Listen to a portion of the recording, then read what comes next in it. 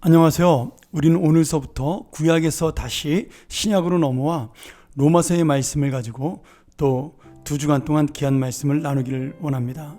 오늘은 그 첫 번째 시간으로 로마서의 배경과 기록 목적에 대한 이야기를 통해서 복음을 전하고자 하는 우리 사도 바울의 마음, 그리고 이 로마 교회에 전해지고자 하는 하나님의 마음을 살펴보는 귀한 시간 되기를 소원합니다.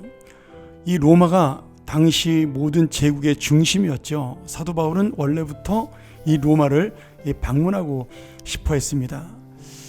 그러나 이 사도 바울이 로마를 방문하기가 쉽지 않은 상황이 여러 가지로 이루어지면서 대신해서 이 로마 교회 교인들에게 로마서를 쓴 그런 목적을 우리가 볼 수가 있습니다. 로마 교회가 언제 세웠는지 정확하게 성경에 나와 있지는 않습니다. AD 42년경에 사도 베드로도 로마에 와서 복음을 전파했다, 이런 기록이 있는 것으로 보아 그 전으로 세워진 것을 우리가 볼 수가 있는데요. 아마도 많은 학자들이 추정하기에는 그 AD 30년에 오순절 성령 강림 사건을 목격한 많은 사람들이 로마로부터 온 유대인과 또 이방인들이 로마로 돌아가 이들이 베드로의 설교를 통해 복음을 받아들이고, 그리고 이웃 사람들에게 복음을 전파하면서 자연스럽게 로마 교회가 세워진 것이 아닌가, 이렇게 볼 수가 있겠습니다. 전설에 따르면 로마에서 처음 복음을 전파한 사람은 바나바이고, 또 이 베드로도 함께 복음을 전파했다, 이런 이야기가 나와 있으니까 이 로마 교회를 누가 세웠는지 정확히 알 수는 없지만 이미 로마 교회는 복음으로 잘 자리 잡힌 그런 교회다, 이렇게 볼 수가 있겠죠. 로마 교회는 다른 도시의 교회들과 마찬가지로 이방인과 유대인들이 함께 섞여 있었고, 특별히 로마가 제국의 중심 수요였기 때문에 이방인들의 수요가 더 많았던 것으로 생각이 됩니다.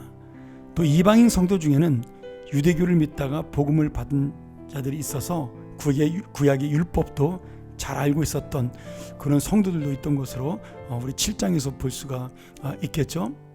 또 AD 61년서부터 63년경에 바울이 유대교도로부터 핍박을 받지만 또 감옥에서 전한 복음으로 인해 로마의 관리들과 왕의 친위들 중에 신자들이 생겨나기도 했습니다.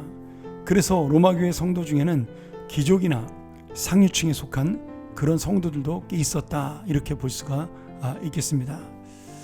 로마 교회 성도들 중에는 AD 64년 네로 황제 시대에 로마의 대화제 혐의를 쓰고 많은 성도가 십자가와 화형으로 죽임을 당한 사람들도 있었고, 또 AD 81년부터 96년까지 있었던 가장 악한 도미티안 황제의 박해로 로마 귀족들까지도 처형되는 그런 어려움도 있었습니다.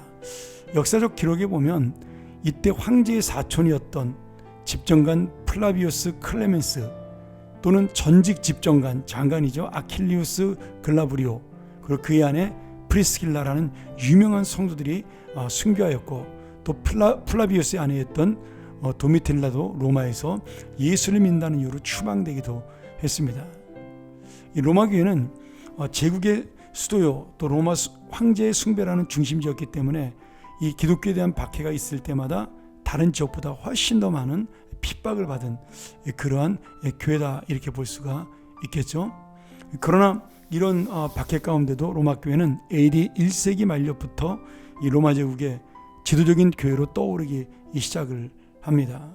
역사적으로 보면 로마에 있는 교회의 그 수장이 거의 그 초대교회 당시에 있는 많은 교회들의 리더급 역할을 했다는 것을 우리가 속사도 교부인 클레멘트나 아니면 ignatius의 편지를 통해서 볼 수가 있었습니다. 중요한 것은 이 하나님의 사도인 사도 바울과 베드로가 로마에 온 목적이 여러 민족에게 복음을 전하기 위한 것이다, 이것이 중요한 것이고요. 그런 의미에서 사도 바울은 이 로마서가 복음과 구원에 관한 교리로 가득 찬, 그리고 또한 이 복음의 말씀을 듣고 구원받은 성도들이 정말 하나님 앞에서 어떻게 살아가는가를 우리가 실천적으로 볼 수 있는 그런 귀한 내용으로 가득 차 있다, 이렇게 보면 되겠습니다. 마테마가 누가 요한이 예수 그리스도의 인생을 사실 그대로 기록한 것이라면 로마서는 이 사복음서에 나온 예수 그리스도의 복음을 어떻게 믿음으로 받아들이고 또 어떻게 신학적으로 신앙을 정립해야 구원을 받으며 올바른 성도로 살 수 있는가를 설명해주는 그런 해설서다, 이렇게 볼 수가 있겠습니다. 그래서 복음서와 로마서는 전혀 다른 사람이 썼지만 어떤 부분에서는 예수 그리스도의 말씀, 그것이 복음서라면 이 로마서는 그 말씀을 해석하는 해설서다, 이렇게 보면 되겠습니다. 로마서를 쓴 여러 가지 이유가 있지만 표면적인 이유는 구제헌금을 전달하는 문제로 예루살렘에 먼저 가야 되는 이 사도 바울이 로마 교회를 방문하지 못해서 안타까운 마음을 전하고 있는 그런 부분이 있고요. 또 로마 교회 성도들이 정말 복음의 진리를 바로 알기를 원했고, 지금 율법의 영향을 받은 사람들이 이 복음으로 하나님의 그 놀라운 믿음의 구원, 의로운 그 삶이 은혜로 된다는 사실을 알기를 원했던 마음이 강했습니다. 또 여러 가지 그 안의 내용을 보면 로마 교회 안에서 믿음이 강한 자와 약한 자 사이에 일어난 문제들을 바라보면서 이 사도 바울은 말씀으로 그 모든 것을 해결하고 교회가 하나 되기를 원해서 이렇게 세운 것이다, 또 로마서를 쓰신 것이다, 이렇게 볼 수가 있겠죠. 당시 로마에는 사도들이 세운 교회가 없었고 성도들이 자체적으로 교회를 세워서 신앙생활을 하고 있었기 때문에 이 복음을 정확히 가르치는 지도자가 많이 없었습니다. 그런 의미로 이제 여러 가지 율법과 충돌되는 신앙적인 문제들, 율법을 믿어야 되는 거 아닌가, 율법대로 살아야 되는 게 아닌가, 이런 문제들이 나타나면서 십자가의 구원을 정확히 전할 필요가 있었던 것이죠. 또 반대로 이방인 성도 중에는 율법을 지키지 말아야 된다, 그리스도인은 자유롭다, 이렇게 하면서 방종하는 삶을 살았던 사람도 있었거든요. 그렇기 때문에 사도 바울은 또 로마서 12장 이후로는 그리스도인의 삶의 태도에 대해서, 그리고 어떻게 거룩한 삶을 살 것인가를 분명하게 말씀을 전하고 있습니다.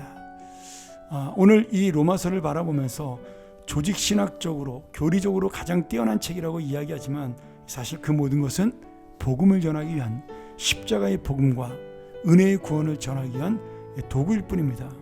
오늘 다시 한번 우리가 로마서를 공부하면서 그 예수 그리스도가 우리에게 주신 십자가의 복음이 얼마나 놀라운 은혜를 가지고 있고 우리가 오직 그 십자가의 복음으로만 구원받는 믿음의 자녀인가를 깨닫는 그런 귀한 말씀이 되기를 소원하고요. 그 구원받은 성도가 또 어떻게 하나님의 뜻대로 살아야 되는가를 배울 수 있는 그런 좋은 기회가 돼서 우리가 정말 은혜로 구원받았다는 사실을 감사하고 그 은혜로 구원받은 삶을 어떻게 살아야 되는가를 고민하여 삶과 신앙이 하나가 되는 그런 귀한 로마서의 말씀이 되기를 간절히 소원합니다. 이제 우리가 이 로마서의 배경을 통해 정말 로마서가 보여주는 교훈에 대해서 우리가 바로 배우기를 원하는 기도를 드렸으면 좋겠고요. 우리가 또 로마서를 기대하면서 함께 은혜 받기를 원했으면 좋겠습니다. 함께 기도하겠습니다. 하나님 아버지, 감사합니다. 오늘 이 사도 바울이 로마서를 통해서 전하고자 하는 이신칭의, 오직 예수 그리스도의 은혜로 구원을 받고 예수 그리스도의 능력으로 우리는 하나님의 자녀가 된다는 이 놀라운 복음에 나타난 하나님의 의를 배울 수 있도록 인도하여 주시옵소서. 그리고 그 말씀을 통하여 우리가 내가 얼마나 전적으로 무능한 인간인가를 깨닫고 정말 하나님의 은혜로 구원받았으니 이제는 하나님의 뜻대로 살겠다는 믿음을 결단하는 그런 귀한 말씀으로 우리가 이 로마서를 바라보게 도와 주시옵소서. 아버지 하나님, 로마에서 나타난 교리도 중요하고 로마서에 나타난 여러 가지 신학적인 내용도 중요하지만 십자가의 도를 배우는 귀한 은혜가 이 로마서를 통해 나타날 수 있도록 함께하여 주시옵소서. 예수님의 이름으로 간절히 기도합나이다. 아멘.